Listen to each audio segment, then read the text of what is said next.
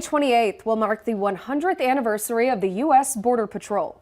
Despite the anniversary approaching, issues along our southern border continue for U.S. Border Patrol and surrounding border communities. CBS 7's Tyler Pogler spoke with the Terrell County Sheriff Thaddeus Cleveland about the issues along the southern border and joins us more with that story. Tyler? Yeah, Jay, Mary Kate, the U.S. Supreme Court last Monday ruled federal border agents can remove razor wire along the southern border, and that's just one part of the larger issue. Not only has President Biden's administration dismantled the progress along the border, but they've also attempted to dismantle the relationships of key law enforcement agencies here along the border.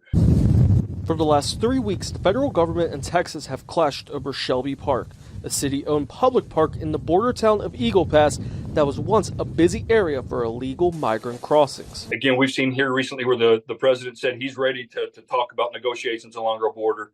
That shows right there that he's very well aware of what's going on along our border. He has the ability to fix it. But due to his negligence at the border, our Governor Abbott, has stepped up and done tremendous things along our border. According to Governor Greg Abbott's office, since 2022, Texas has transported 86,100 migrants across the country to cities like New York, Chicago, Denver, Los Angeles, Washington, D.C., and Philadelphia.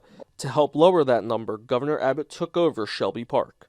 But what that does is keep all that activity out of Eagle Pass. It shifts it around the sides where law enforcement officers have the tactical advantage to make those apprehensions.